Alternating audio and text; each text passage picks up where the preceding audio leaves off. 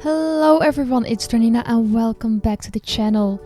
Steam Next Fest just ended a couple days ago and I've played many demos during that short week. Let's have a quick look at the 10 demos that I enjoyed the most. At number 10 we have Cats in Time. Cats in Time is a relaxing puzzle game for Android and Windows. The story revolves around Professor Tim Edger, who is the inventor of the time machine and an avid cat lover. Unfortunately, his cats have discovered the time machine and decided to play with it. Now, over 250 of Professor Edger's cats are lost in space and time. From ancient Egypt to the beautiful Greece and the late 20th century New York to futuristic Tokyo. The demo contains 4 various maps from the game. Unfortunately, the puzzles were a little bit too easy for me. Often, puzzles would require you to find one object and place it in a clear spot on the 3D map, or move a slider around. There was enough variation between the puzzles, which, together with the different aesthetics of each map, kept the game fresh and entertaining.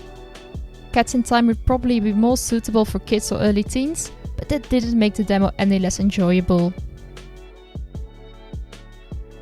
Exodus Borealis takes my number 9 spot on this list. A community of fupfox fled their homeland and arrived on an island. The island seems to be ideal, it's fertile soil, enough reasons to rebuild. However, some things just don't seem right. There's this odd canyon on the edge of the island and those who want to leave always crash back upon the island. At first glance, Exodus Borealis seems to be just a city builder game. You quickly realize that the enemies are real and the tower defense and the strategy comes into play. Since the game was released only days after the demo ended, the demo contained most of the game's content. The city building experience was exactly what you can expect from a city builder game. I haven't found anything that's really different from other, somewhat similar games I've played. The tower defense is different from the others I've seen and played.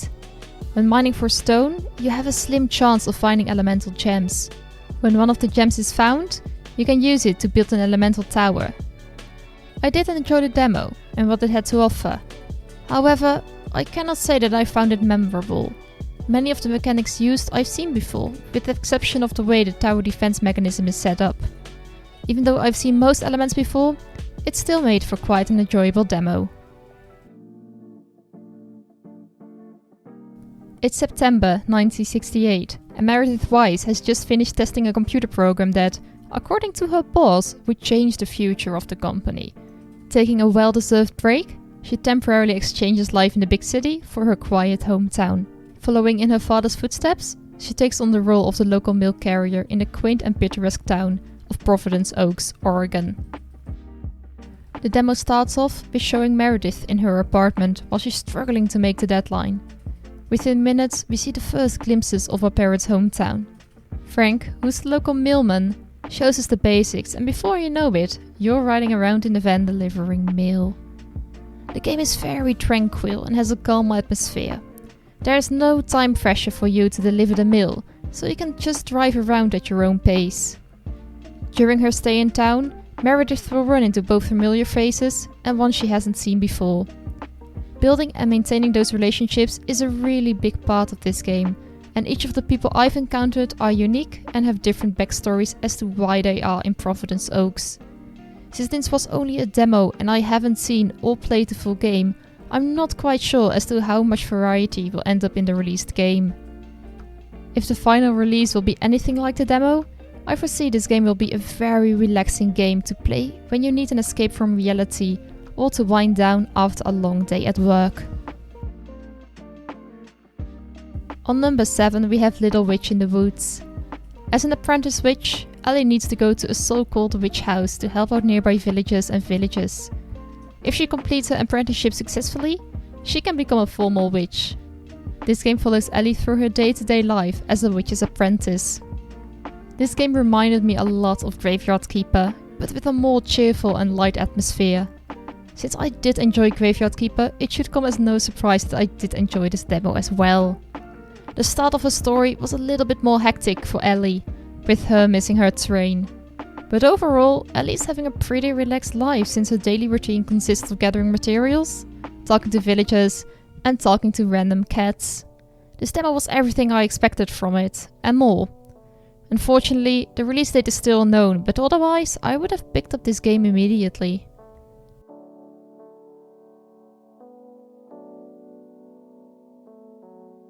You're probably wondering, how can we only be at number 6 when I spoke so well over Little Witch in the Woods? Well, I can only say that this Stream Next Fest was a great success in my opinion, and many demos that were released were definitely worth one's time. My number 6 is Kingdom Builder. You play as a king of a yet-to-be-built kingdom. You go around and gather resources one by one in order to build houses, workshops and farms. This sounds easy enough, but the world will be overrun with monsters that will try to kill you and your companions as soon as they've got the chance.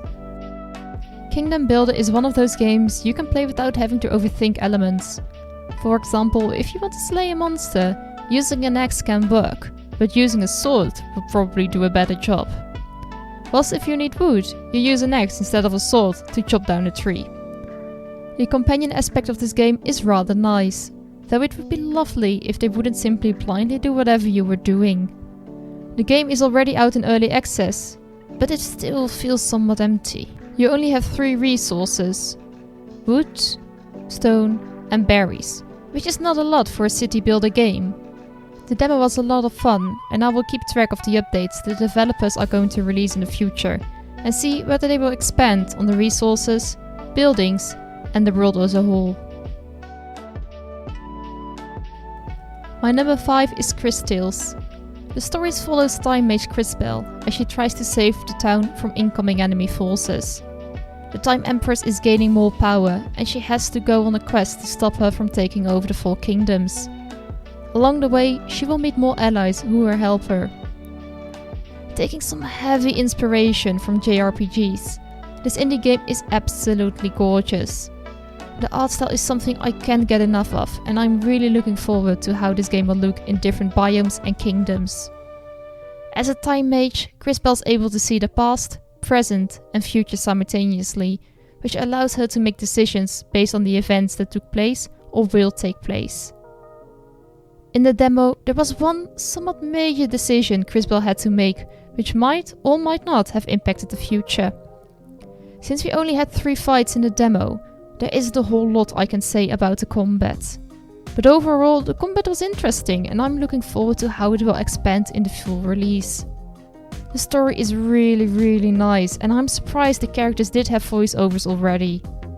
The demo was one of the shortest ones on this list, but it did a good job introducing Crisbell and the story, and it did a marvelous job to make me enthusiastic for the full release. At number 4 we have Commonhood. It's a shame I haven't seen many people talking about this diamond in the rough. Tragedy has struck our protagonist, which forced her to sell her parents' home. Seeking refuge in the old factory her parents used to work, she comes across others who've been cast aside by modern society. Each of them have their own reasons for being there with you, and you slowly discover them during your time in the factory. You're going to help the community thrive again and build structures to get people out of tents and into actual homes. The building aspect of this game looks really cool, but it's not working great yet. During the demo, I experienced some problems with it, since it was sometimes unclear of how certain structures should be built. The release date for the full game is set for fall 2021, which means there's 6 months of development left. The graphics look like something I haven't seen before as far as I can recall, and overall, the game has a great atmosphere. I played the demo for a couple of hours and reached another area in the factory just before Steam Next Fest ended. I cannot wait for the full release and I will keep my eyes out for any updates regarding Commonhood. Omni takes the number 3 spot on this list. It will whisk you away on an unforgettable journey through magical worlds of wonders. You'll meet magical creatures as you puzzle your way through the different worlds and biomes Omno has to offer. This demo was over before I could say Omno, which is a shame. However, the small piece of its world I was allowed to discover and explore was absolutely marvelous, and I didn't want to leave the world behind. The gameplay was flawless as far as I can tell, and I cannot wait until the full release, which is scheduled for summer 2021. Sable is one of the most anticipated demos of the Steam Next Fest, and it takes up the number 2 spot on this list. After seeing the trailer online, I've listened to the soundtrack multiple times before even knowing a demo would be available. The game follows Sable through her gliding, a rite of passage that will take her across different landscapes and biomes. She will discover different spaceships and ancient wonders and will explore the dunes on her hoverbike. This demo didn't disappoint. We start the demo and the overall storyline in Sable's village. She's promised a hoverbike, but the one making it for her has been too busy. You borrow a hoverbike to search the desert nearby for useful parts. This demo was phenomenal and I finished it in about 1 hour of playing, which felt like a perfectly sized demo. We got to know Sable, a bit about the village where she lives, and we got to explore a small part of the huge world. The music alone swept me away, let alone the impact of the one-of-a-kind art style. I cannot wait until Sable is released on September 23rd, 2021. For those who are wondering where is My Time at Sandrock on this list, My Time at Sandrock is an honorable mention. All full hours of demo gameplay can be found on my channel. However, since the My Time at series is such a huge part of my channel and I already had some additional content regarding My Time at Sandrock, I decided to give that demo its own dedicated video instead of taking up a huge chunk of this one. My number 1 demo from the Steam Next Fest 2021 is Patron. For those unaware, I love games such as Anno 1404. Patron is very similar to that game, but different enough to stand out on its own. I loved this demo so incredibly much, I often forgot I was playing a demo at all. You got some glimpses of what a full game would look like, such as different islands you can settle. Some of the unique aspects of Patron compared to other similar games is the research tree and social dynamics, of which the latter I haven't had the pleasure of experiencing yet. As the saying goes, time flies when you're having fun. The demo of Patron was over way too soon. I love that, compared to other demos that stop at a fixed point in the story, Patron had 2 hours of playtime available for you, with not really any limits on what and how many things you could build. The 3rd of August cannot arrive soon enough in my opinion, because I can hardly wait to play this game again.